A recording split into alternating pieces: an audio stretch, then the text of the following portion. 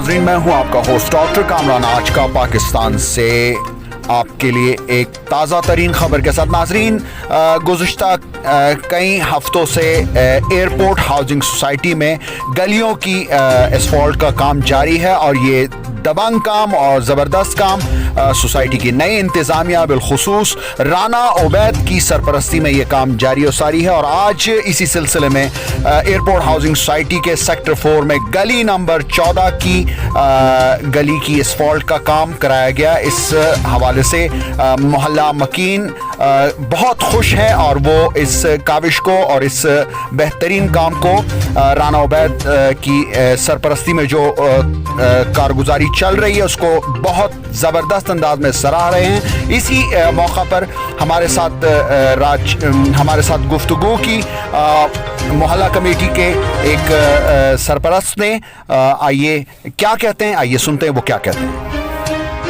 Sir, ये जो गली है माशाल्लाह राना उबैद साहब के ताल्लुक से मतलब बन रही है और ये मतलब जितनी भी गलियाँ बनी हैं ये उन्हीं का मतलब है ताल्लुक के मशहूर हैं।